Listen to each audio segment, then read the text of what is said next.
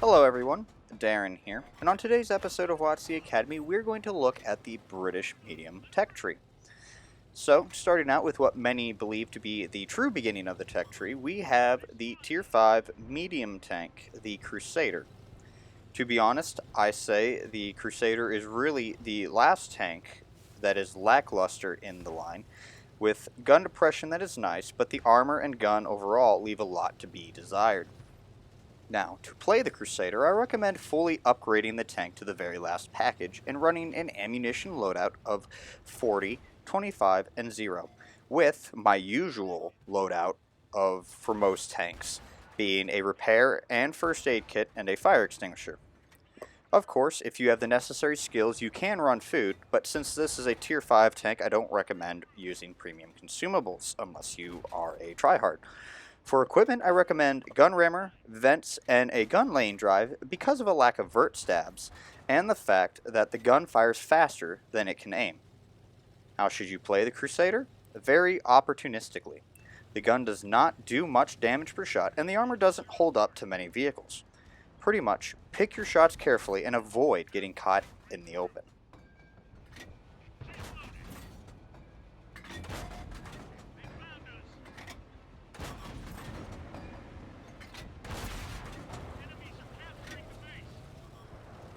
Moving on to Tier 6, we have the Cromwell. Now, this tank is where the line starts to become enjoyable to play. The tank has a very straightforward progression tree, with the last two packages being very doable for the tank. To play the Cromwell, I recommend an ammunition setup of 40, 24, and 0, with my usual consumables of a repair kit, a first aid kit, and a fire extinguisher. Of course, you can run food if you want.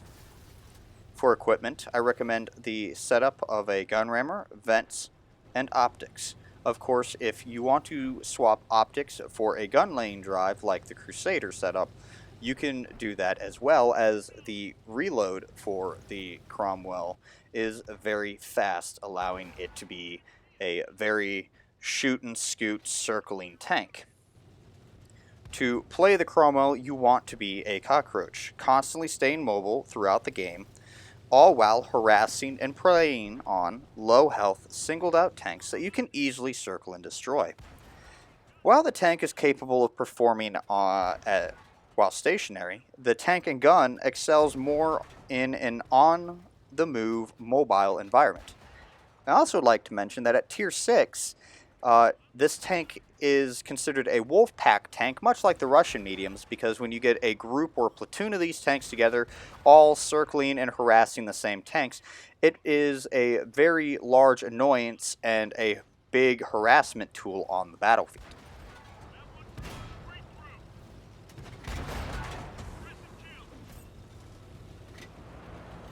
Moving on to Tier 7, we have the Comet. This is a medium tank that is a mix between a Centurion and a Cromwell, and not many people like this tank, but to be honest, I find this to be my favorite Tier 7 medium.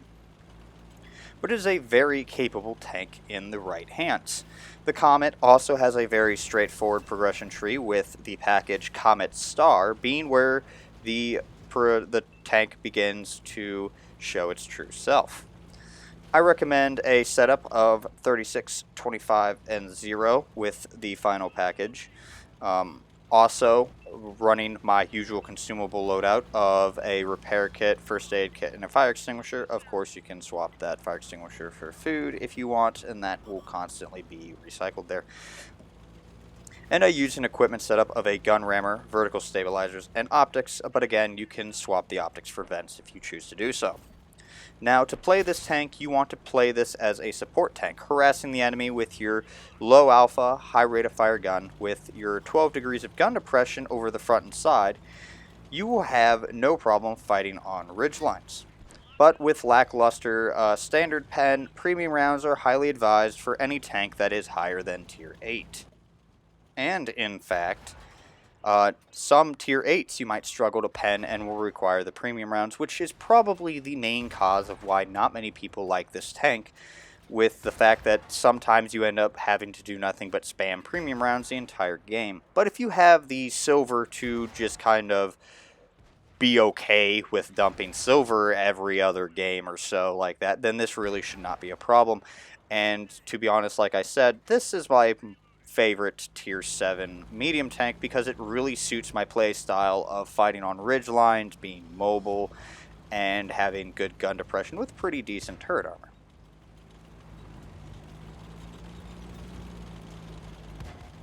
Moving on to tier 8, we have the Centurion 1. Now, the Centurion 1 is, in my opinion, one of the tier 8s that is very much capable of being a threat and pulling its own weight even in tier 10 games. The progression tree gives you two options for final packages, but since you are grinding towards tier 10, you should go with the Mark III package with the 20-pounder Type A barrel. While the Mark II Star package gives you a 17-pounder with a higher rate of fire but less pen, the Mark III has better penetration overall, allowing it to pull its weight even when bottom tier. For the setup, I recommend ammunition of 40, 25, and 0, along with my usual consumable loadout that I have previously mentioned in the other tiers there. But again, just as a quick reminder, it is repair kit, first aid kit, and fire extinguisher with being able to swap for food. And for equipment, I recommend a gun rammer, vertical stabilizers, or vents or optics as your third equipment. In terms of playstyle, this tank is a good ridgeline warrior, capable of holding its own on the ridgelines. Top tier, it can be a bully to lower tier tanks, but when you are bottom tier, you want to hang back and support your team from the second line using your higher rate of fire than the upper tiers to help damage and track enemy tanks in front of your team to not only do damage yourself, hopefully, but to also rake up that track and assisted damage, thus putting your damage output much higher than what you normally could do by yourself. To be honest, there is a reason I love the Centurion just design overall. It is a very mobile platform. The turret armor is very nice. The guns have never let me down, and just overall it is a wonderful design, and I will defend the whole design concept of the Centurion to this day. It is my favorite tank overall.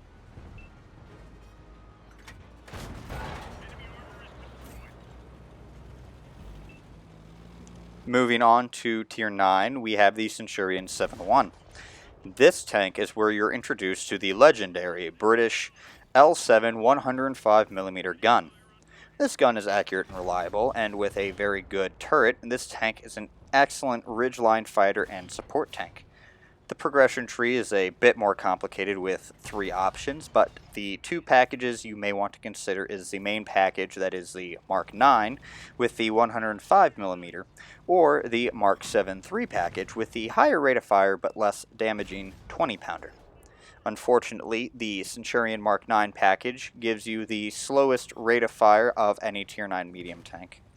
So to combat this, I recommend using a loadout of 53, 19, 0, and my standard consumables, along with an equipment setup of rammer, vertical stabilizers, and vents to improve the gun handling and reload. But of course, you can swap the vents for optics and the fire extinguisher for food if you want to do that. Now, to play the 7-1, you want to be a support medium and ridgeline fighter. The turret of the Centurion is very good and allows players to fight on hills confidently. But remember, your hull armor and ammo rack leave a lot to be desired and are not very forgiving to anything that is capable of penning your hull.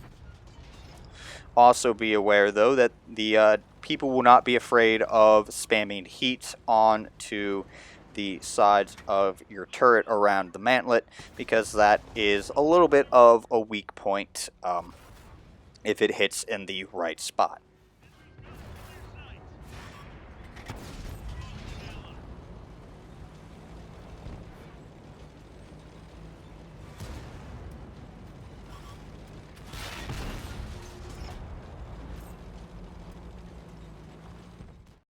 We have finally reached the tier 10 medium tanks. Now we're going to, I'm just going to mention right away, this is a live stream clip that I used, so that's why you hear no audio, and there's my logo up in the corner as my usual replays. But anyway, moving on to the first tier 10 medium tank, we have the Centurion Action X. This tank is the more situational of the two tier 10 mediums. Since the Centurion Action X is the larger of the two, your playstyle is going to be much more on the support side, with aggression being very much more situational than the FV4202. I recommend using the setup of 40, 20, and 8 with repair kit, first aid kit, and a fire extinguisher or food. And your equipment should be gun rammer, vertical stabilizers, and vents or optics for your third equipment slot. Like I said, this tank is a very good tank. It is capable of being aggressive. It's also a very good support second line medium tank. But if you were to go and try and take this into the same positions often where you would take maybe a FE4202, you're going to find that you're going to be sent back to the garage much quicker than you would with the FE4202. And so it is in that case that I'm going to have to strongly advise that you pick your times to be aggressive very, very carefully. Now we are looking at the final tank of the British medium line. We have the FV4202. Now, compared to the Centurion Action X stats-wise, the 4202 is almost exactly the same, with it having a better climbing ability than the Centurion Action X, and it has premium hesh instead of heat. The playstyle of the 4202 is much more aggressive than its brother, with its lower profile and much better front hull that allows frequent bounces of shots that are rushed or auto-aimed by your enemies. Coupled with a good angled turret and climbability, the 4202 is capable of being a frontline support medium as well as an aggressive frontline support medium. But be advised, though, that the large turret ring is your greatest enemy when being on the front line. Now, the recommended setup I have here, since I don't play this tank at all, I have borrowed a recommended setup from my mentor, Desert Storm, and he recommends that you have a setup of 52, 20, and 0, with your equipment being gun rammer, vertical stabilizers, and then vents or optics. And for consumables, run a repair kit, first aid kit, and a fire extinguisher or food, depending on your personal preference. Like I said, again, this tank is the much more aggressive of the two, and I'm not saying that you can go and take this places like where you could maybe take a 430U. I mean more aggressive in the sense that you could probably be up there with the heavy tanks still supporting them, but you would at least have the frontal armor and turret that you could be up there on the front, peeking over ridge lines, being one of the tanks that people would aim at, but your armor would be able to be held up, well, would be able to hold itself together enough to take a shot or two, whereas the Action X is, again, much larger, and meaning that you would have to expose yourself a little bit more to get the shots that you need. But, I mean, this tank still needs teammates to support it, because it would not be able to brawl, bounce many shots, or anything if it got rushed. It is still very much a support tank, but it can be aggressive enough to be on the front line with the other heavies. Again, so long as it's supported by those heavies.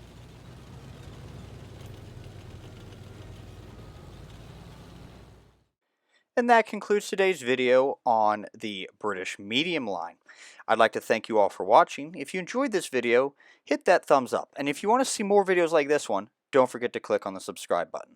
But until next time, this has been Darren of WotC Academy.